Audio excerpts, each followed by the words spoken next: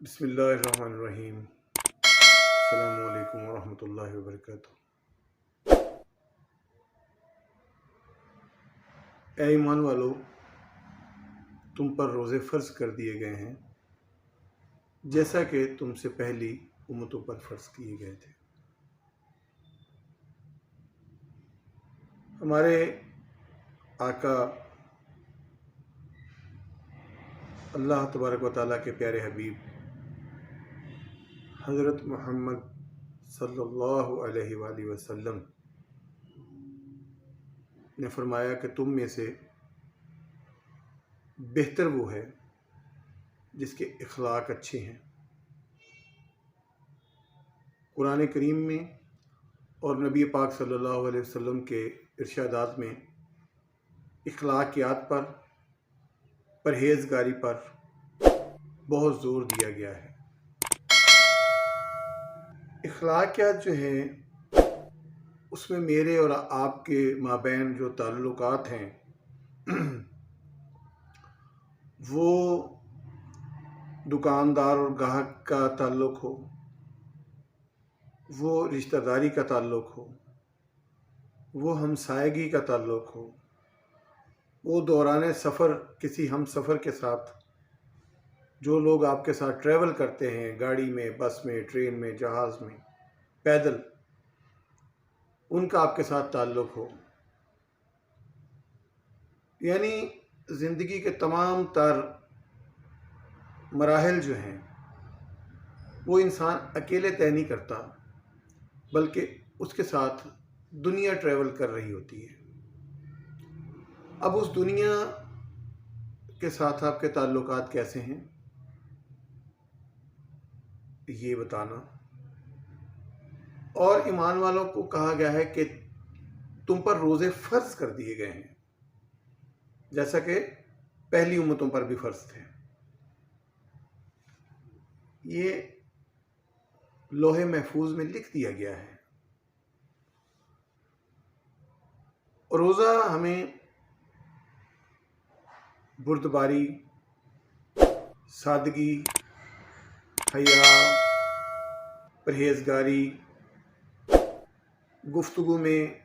کاروبار میں، چال چلن میں میانہ روی کا درس دیتا ہے۔ روزہ دار جو ہے وہ فحش اور غلیظ گفتگو سے پرہیز کرتا ہے، جسم کی ناپاکی کا بہت زیادہ خیال رکھتا ہے، کپڑوں کی ناپاکی کا بہت زیادہ خیال رکھتا ہے، اور جو حقوق العباد ہیں ان کا وہ بہت زیادہ خیال رکھتا ہے، کیونکہ مکہ پاک میں ہم دیکھتے ہیں کہ عمرہ کے دوران آپ کے ہاتھ سے ایک چیونٹی جو ہے وہ بھی نہیں مرنی چاہیے۔ آپ کے جسم کے جو بال ہیں، داڑھی ہے، مونچھ ہے، آنکھ کے، تو ان کو بھی ہم جان بوجھ کے اکھاڑ نہیں سکتے۔ تو یہ چیزیں ہمیں درس دیتی ہیں پرہیزگاری کا، اور تم میں سے پرہیزگار وہ ہے جو مومن ہے، جو مسلمان ہے، کیونکہ اللہ تبارک و تعالیٰ نے قرآن پاک میں 12 مرتبہ یا ایھا الذین آمنوا، اے وہ لوگوں جو ایمان لے آئے ہو، اور پھر لعلکم تتقون، تاکہ تم پرہیزگار بن جاؤ۔ اب ایمان لے آنے والے جو لوگ ہیں، نبی کریم صلی اللہ علیہ وسلم نے ان کو بہترین زندگی کا طریقہ سلیقہ سکھا دیا ہے۔ اس پہ کیسے عمل کرنا ہے، کیسے چلنا ہے، یہ آپ صلی اللہ علیہ وآلہ وسلم کے ذریعے ہمیں پتہ چل چکا ہے۔ انجان بندہ کو غلطی کرے تو اس کی معافی ہے، اور جانکار بندہ جو غلطی کرے تو اس پر بہت زیادہ افسوس کے ساتھ کہنا پڑ رہا ہے کہ اس پہ بہت زیادہ حدیں لگتی ہیں کہ تمہیں پتہ تھا۔ اور آخرت میں بھی اللہ تبارک و تعالیٰ یہ پوچھیں گے کہ کیا تمہارے پاس انبیاء علیہ الصلاۃ والسلام کی علیہم اجمعین کی رسائی نہیں ہوئی؟ کیا تمہارے پاس کتاب نہیں آئی؟ اور کتاب و سنت کی بات اگر کی جائے گی تو ادھر سوائے شرمندگی کے ہمارے پاس کچھ نہیں ہوگا کہ ہاں کتاب بھی تھی، بتانے والے بھی تھے، جن پہ اتری وہ بھی موجود تھے، اور جب وہ چلے گئے تو ان کے بعد کتاب جو ہے وہ ہمیشہ رہی، اور ہم نے اس کو سجا کے ایک غلاف میں، ایک پردے میں ہم نے رکھ لیا، اور اس پر ہم نے محنت نہیں کی، عمل نہیں کیا۔ صلہ آپ کو محنت کا ملتا ہے، آپ نے صرف ایک کام کرنا ہے کہ اپنے آپ کو متقی اور پرہیزگار بنانے کی کوشش کریں، کوشش، اور یہ جہد مسلسل ہے، یہ ایک جہاد ہے جو ہمیشہ رہتا ہے کہ آپ اچھا بننے کی کوشش کریں تو وہ مالک کل بھی آپ کو اچھوں میں لکھ لیتے ہیں۔ وہ کہتے ہیں کہ یہ اچھا بننے کی کوشش میں جھوٹ نہیں بولتا تھا، اچھا بننے کی کوشش میں غیبت نہیں کرتا تھا، اچھا بننے کی کوشش میں قتل و غارت جیسے جرم سے بچا رہا، اچھا بننے کی کوشش میں حقوق العباد کا اس نے خیال رکھا، اچھا بننے کی کوشش میں اللہ سے ڈرتا رہا، اور نبی کریم حضرت محمد صلی اللہ علیہ وآلہ وسلم کو اپنا آخری نبی مانتے ہوئے ان کی تعلیمات پر عمل پیرا رہا، ان جیسے اعمال کرنے کی کوشش کی، جس چیز سے انہوں نے منع فرمایا اس سے منع ہونے کی کوشش کی، جس چیز کے کرنے کا حکم دیا اس کو کرنے کی کوشش کی، خواہ یہ کمزور تھا، یہ نہیں کر سکا کسی وجہ سے، امپلیمنٹیشن جو ہے وہ اس کے لیے مشکل تھی۔ اب ملک ویسا ہو، حالات ویسے ہوں، تو کہیں نہ کہیں پہ اس کی کمزوری ہے، لیکن اس نے کوشش ضرور کی، تو کوششیں کامیاب ہو جایا کرتی ہیں، کوششیں کرتے رہنا چاہیے۔ تو ہم پر روزہ جو ہے وہ فرض کر دیا گیا ہے۔ ہم بیمار ہیں، ہم مسافر ہیں، اس میں کہیں نہ کہیں چھوٹ ہو سکتی ہے۔ اگر ہم چلتے ہیں، پھرتے ہیں، کھاتے ہیں، پیتے ہیں، ہم بائک چلا سکتے ہیں، ہم گاڑی چلا سکتے ہیں، ہم پیدل سفر کر سکتے ہیں، تو ہم پہ روزہ فرض ہے، اور روزہ ہماری جان کی زکوٰۃ ہے۔ پہلی امتوں پہ بھی فرض تھے، پہلی امتیں روزے رکھتی تھیں، لیکن وہ دیگر جرائم جو ہیں وہ کرتی تھیں، لہٰذا ان کو ان کی سزا ضرور ملے گی، کیونکہ آپ ایک رائی کے برابر نیکی کرتے ہیں یا نیکی کرنے کی کوشش کرتے ہیں تو آپ کو اس کا ثواب مل جاتا ہے، لیکن جرم جب تک آپ کر نہیں لیتے اس وقت تک آپ کو اس کی سزا آپ کے کھاتے میں نہیں لکھی جاتی۔ تو دوستو، کیوں نہ ہم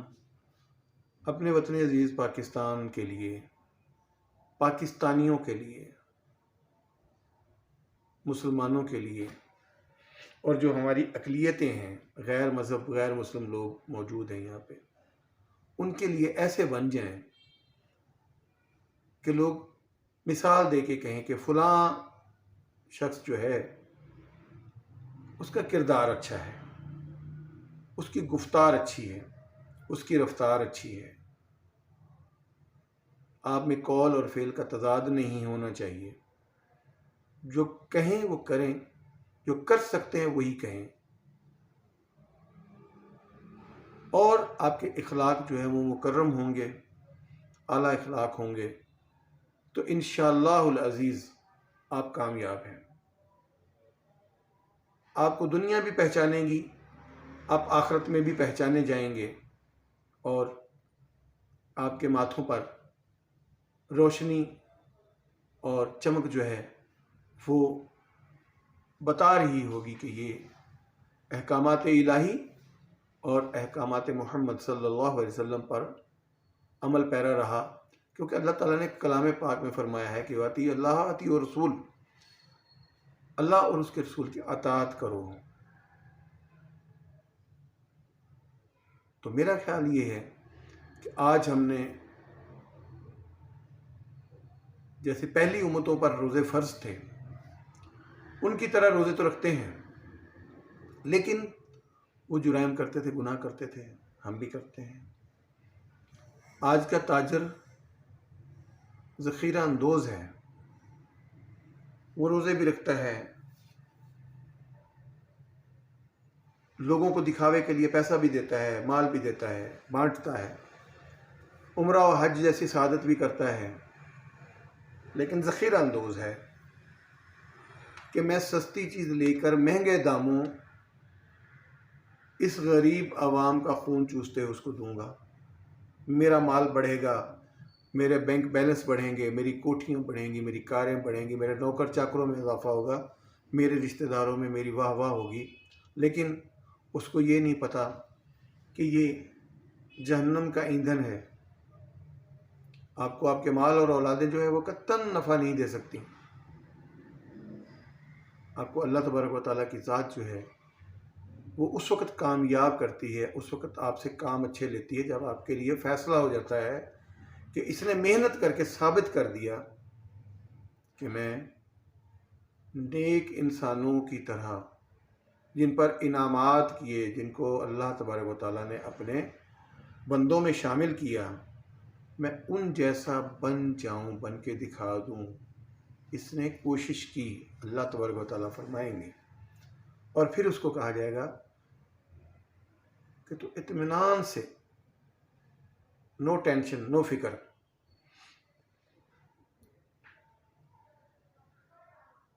اپنے رب کو راضی کرتے ہوئے اپنے رب کو راضی کیا تم نے، اور رب بھی تو اس سے راضی، تو رب سے بھی راضی ہو گیا،